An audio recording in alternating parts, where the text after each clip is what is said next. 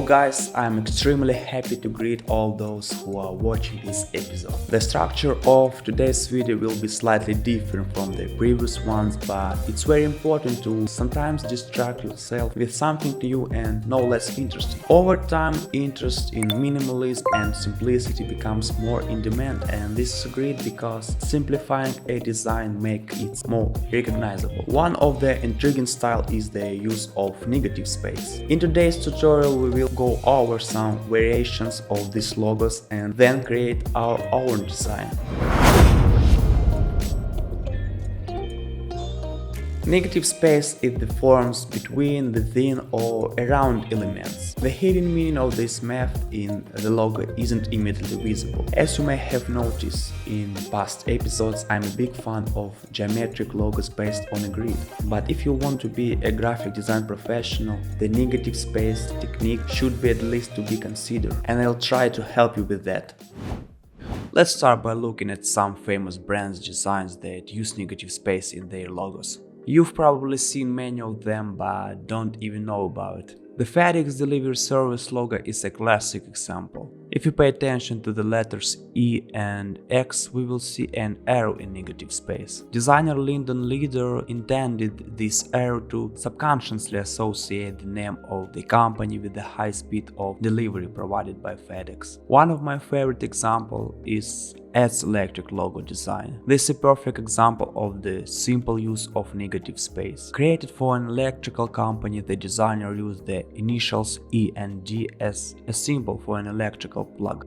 Personally, for a long time I had no idea about the image of peacock in the logo design of the NBC television company. I think there are many of us. The worldwide fund of nature logo is one of the most recognizable. The logo designer highlighted the animal's head in the background and left the body with the figure. I would like to create something similar but replace the panda with a cute dog. For more inspiration, I'm going to create a mood board with the images of dogs. So let's do it.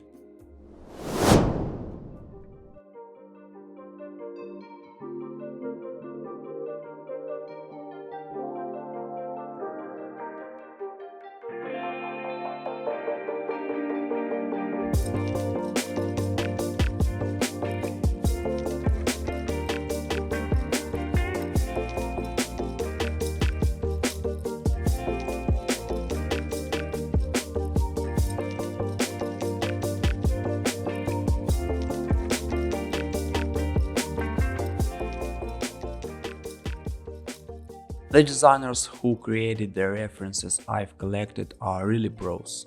I think this is exactly where you need to strive. Super, I got a dose of inspiration and certain images. Now I need to go to Photoshop and try to implement my ideas.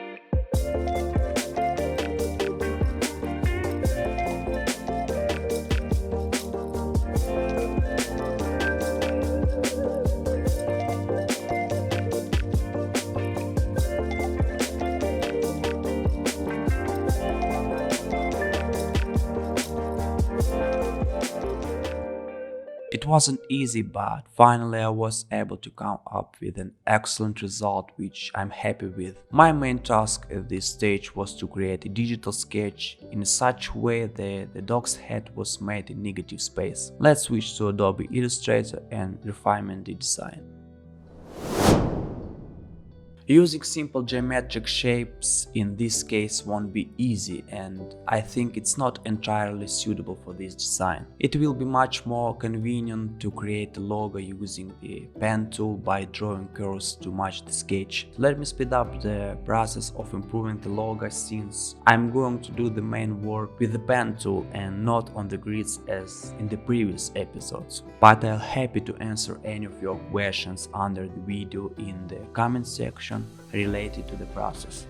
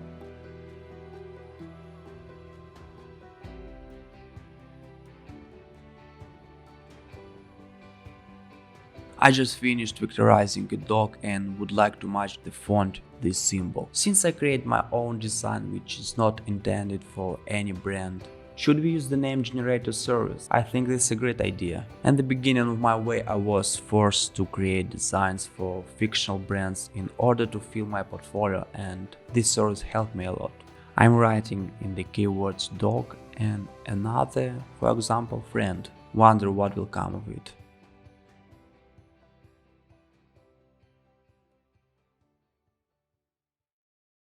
I like the name Rocco, let's use it. In regard to the font, a site from Adobe will help me here.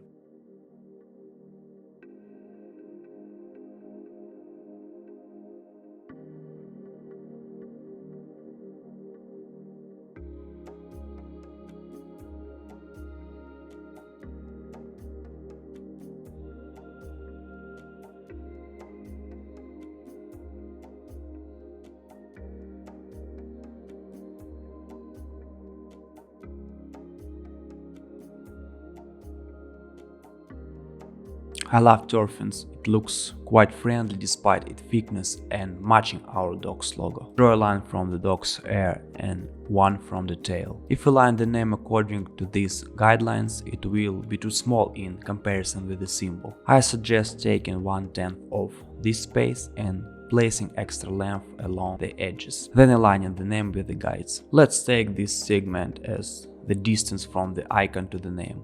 Yeah, that's fine. In the process, I picked up this color palette, so let's apply.